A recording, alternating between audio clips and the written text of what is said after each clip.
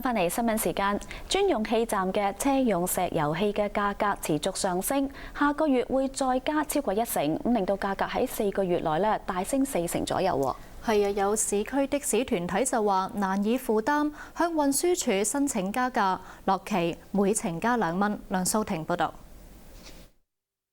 機電工程署話，由於國際油價變動，專用氣站嘅車用石油氣上限價格將於下個月再加至少1成2，每公升加6毫9至7毫，即係加至5個9毫7至6個4毫1。連同下個月車用石油氣價格已經連續上升4個月，累積加咗大約4成。車用石油氣價格連月急升，的士司機最受影響。7毫紙太貴，實在太貴，我哋真係負擔好吃力嘅。咁啊，梗係苦咗我哋啲司機㗎啦。越加我哋人工咪越少咯。25個的士工商團體亦以成本上升為理由，向運輸署申請加價。市區的士落旗加2蚊，由20蚊加至22蚊，之後每跳一次標就加1毫，即係由個半加至個6。但9公里後嘅收費就維持不變，即係每次跳標仍然係1蚊。石油氣加咗成4成呢，嗰個支出係好大嘅。同時未來下個月又繼續加，變咗佢個壓力支出又大啦。咁佢所謂佢自己嘅成本就大咗啦。的士業界表示，加幅調整已經考慮到各方面嘅因素，包括市民嘅經濟負擔。運輸署就回應話，關注近日石油氣價格急升嘅情況，會同的士業界商討調整收費建議。另外，亦都會就如何舒緩石油氣價格上升嘅影響同業界溝通。亞洲電視記者梁蘇婷報導。本港黃金交易所金銀業貿易場指，場內網上交易平台近嚟多次受到黑客嘅攻擊，有會員公司被勒索金錢，已經報案。警方指案件依家由商業罪案調查科跟進調查，暫時未拘捕任何人。先由李思敏講下事發嘅經過。繼舊年8月份發生嘅港交所網頁被黑客入侵之後，再有本港金融機構網上交易平台被黑客攻擊。本港現時唯一進行實貨黃金買賣嘅黃金交易所金銀業貿易場話，3月初發現貿易場同多家金銀電子交易商受到黑客攻擊，刻意破壞佢哋嘅公司網站以及電腦系統，有受影響嘅行員即係貿易場會員受到金錢勒索。貿易場話黑客嘅攻擊有一定嘅影響，導致交易市場信息混亂，可能令公眾人士蒙受損失。間呢大概有7、8間嘅行員呢都受到呢個黑客嘅衝擊。咁佢哋咧喺照佢哋嘅報告咧，就喺1分鐘之內咧過萬個垃圾電郵咧係衝擊佢哋個網站，咁令到佢哋公司網站咧就驟然停頓嘅，停止咗運作。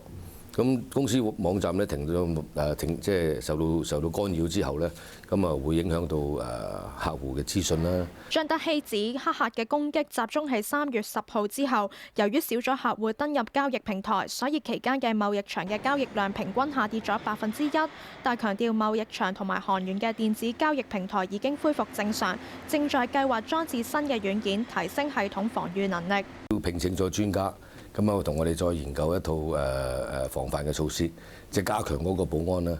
咁呢方面咧，除咗加強保安之外咧，我哋亦都咧就增設一啲系統，增設一啲呢個軟件，希望咧就係受到衝擊嘅時候咧，我哋能夠要應變。金銀業貿易場有超過100年嘅歷史，實行會員制度，有171家行員。亞洲電視記者李思文報導。根據警方嘅數字，呢一類黑客攻擊近年有上升嘅趨勢，已經聯絡業界加強防範。有專家就話，要大量過濾信息先至可以預防呢一類攻擊，追查黑客亦都係好難㗎。伍慕蓮報導。今年頭3個月，警方已經接獲11宗分散式阻斷服務攻擊舉報，涉及本地嘅網頁寄存公司同埋金融機構，有多宗更加涉及勒索，而呢啲黑客攻擊有上升趨勢。究竟黑客係點樣破壞電腦系統嘅呢？黑客首先會發放木馬程式病毒到唔同用戶嘅電腦，透過控制呢啲電腦，一次過集體發放大量垃圾信息，攻擊一啲公司嘅網網站或者電腦系統，令原本正常嘅訊息無法進入，影響正常運作。有電腦保安專家就話：呢類黑客攻擊並非傳統加密保安可以堵截，要大量過濾信息先至可以預防。佢要喺外部做㗎，外部做嘅意思咧就話佢可能要針對嗰個入侵嘅流量，去加大佢自己嗰個頻寬，令到咧更加多嘅信息可以入到嚟。咁然之後咧，亦都要揾一啲特殊嘅處理器咧，就係篩選咗呢一啲冇意義嘅信息，令到正常嘅信息就過到呢啲有問題嘅信息咧，佢就喺另外一啲地方抌咗佢咁樣。但係要填補呢類保安漏洞，涉及額外大額投資，用戶可以先衡量需要，再作相應嘅預防工作。佢提醒一啲依靠網上交易平台運作嘅公司，要格外留神。因為黑客咧，佢會首先都做一啲嘅調查嘅工作啦，睇翻你嗰個網站嗰個性質係點樣樣。假如我向你做一個勒索嘅要求嘅話，咁你係咪會有能力俾錢啊？同埋令到你癱瘓咗對你嗰個服務嗰個重要性嘅時候咧，佢先至可以從中獲利嘅。咁所以基本上咧，任何喺電子商務上面嘅網站咧，可能都會受到影響嘅。佢又話：案件通常會涉及成千上萬海外嘅電腦，警方追查會好困難。警方就話已經主動聯絡業界，提升應變措施同埋加強通報機制，亦都會同海外同內地嘅執法機構緊密聯繫打擊。亞洲電視記者吳慕蓮報導。有社福團體喺深圳成立咗首間跨境學童服務中心，為學童同埋家長提供學業同埋適應嘅輔導支援。張建業喺深圳報導。現時全港有近13000個跨境學童，每日經內地各個口岸到香港返學。由於生活環境同香港有一定嘅差異，喺適應上亦都遇到唔少嘅困難。黃女士嘅丈夫係香港人，一家人住喺深圳。佢8歲嘅仔喺香港就讀小學2年班，即使係已經喺香港返咗幾年學，但仍然唔習慣。佢自己冇講，但係我知佢就係廣東話呢一塊係有啲問題咯。佢喺學校唔講嘢啊，就係老師問佢呢，佢先講。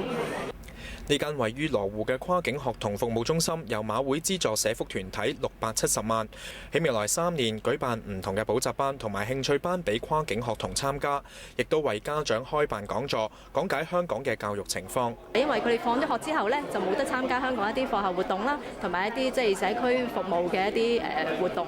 咁所以呢，我哋都好希望透過呢個跨境學童服務中心同埋即係馬會贊助我哋呢個計劃呢，佢哋呢可以喺呢個中心學下一啲自理能力嘅計劃啦。呢個跨境學童服務中心呢，而家係由馬會資助，咁首階段嘅資金呢係足夠營運3年。咁預計啦，將來跨境學童會不斷增加，咁亦都會再考慮呢係咪有擴展呢個服務嘅需要。亞洲電視記者張建業喺深圳報道。警方搗破一個有3合會背景嘅賣淫集團，拉咗60幾個人，包括集團主腦同賣淫女子，以及一個只係得14歲負責運毒嘅少年。宋子浩報導。警方派出臥底探員，用咗2年時間搗破一個活躍喺西九龍嘅賣淫集團，旗下有13個賣淫場所。行動入面檢獲30萬現金、市值23萬元嘅毒品，同埋多部名貴房車，以及係大批供應俾賣淫場所嘅物品。警方話係首次發現有賣淫集團利用舊樓作為儲存倉庫。呢次係我哋第一次見到有呢類型嘅所謂貨倉。佢哋其實實際都係一個即係好似一個超級市場咁樣。咁佢咧就有晒呢類型嘅貨品喺度。咁呢啲賣淫場所需要呢啲用品嗰陣時候咧，咁就會落單打電話去，咁佢會有人咧就送貨上去，咁就會喺嗰度直接交收錢。警方調查又發現，集團仲涉及洗黑錢，過去2年就清洗咗1000萬元嘅黑錢。過去2日，警方採取大規模行動，拉咗12個內地女人，同埋另外44個男女，包括集團主腦同埋骨幹成員，年紀最細嘅只有14歲，係負責運毒嘅少年。相信已經瓦解呢一個犯罪集團。亞洲電視記者宋志豪報道。警方商業罪案調查科早上喺尖沙咀一間娛樂製作公司拉咗5個人，被捕嘅包括製作公司職員，佢哋黑布蒙頭被帶返警署協助調查。警方又檢走一批嘅證物。商業罪案調查科早上採取行動，搜查尖沙咀金馬倫道一間娛樂製作公司。現場消息指被捕嘅5名人士涉嫌利用求職陷阱詐騙，調查仲進行緊。法國警方喺南部嘅圖盧茲同連環槍殺案嘅疑兇對峙持續超過30個鐘頭咯。警方曾經向屋入面開槍，而且用爆破方式炸開大門，但就未有強行攻入屋捉人，希望透過消耗疑兇嘅體力，等佢主動投降或者生擒佢。邱文報導。雙方嘅對峙進入第2日，星期4早上，警方喺幾個鐘頭內多次喊話，疑兇都冇回應。目前並冇確切消息證明疑兇是否已經死亡，定係故意不作回應。警方維持戒備狀態，附近居民照常上街。警方嘅圍捕行動從星期3嘅凌晨開始，有居民拍攝到着上避彈衣嘅警員嘗試攻入疑犯所住嘅大廈，但隨即被佢開槍擊退，最少2名警員受傷。警方同時證實疑兇藏有重型武器，並拒絕繳械投降。入夜之後，警方切斷疑兇屋宇所在街區嘅電源，周圍漆黑又平靜。直到深夜11點左右，傳嚟至少3聲嘅巨大爆炸聲。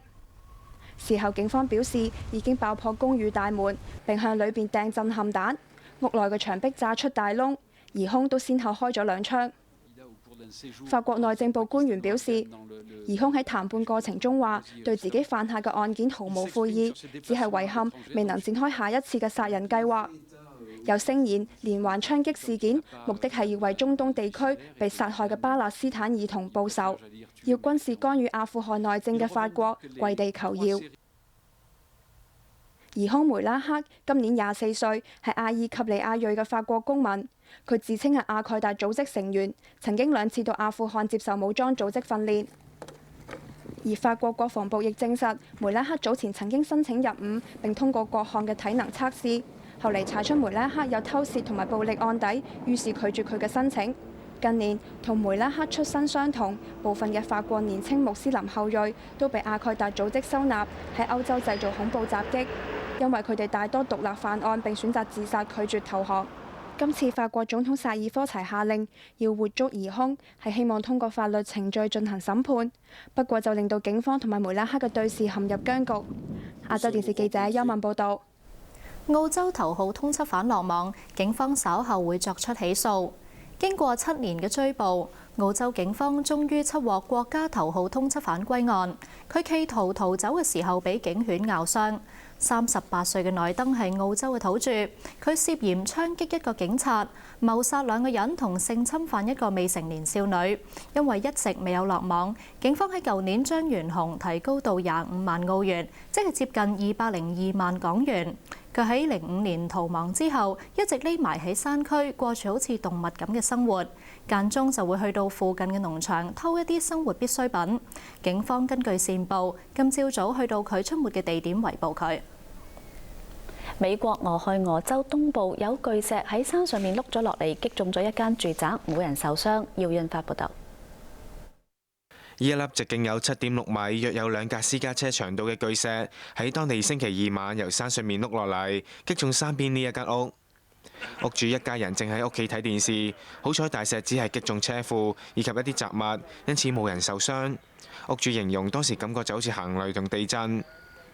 至於屋外嘅車輛就嚴重損毀，其中一架車更加被壓扁。而大石碌落嚟嘅時候，亦擊中附近嘅電線桿以及地下水管。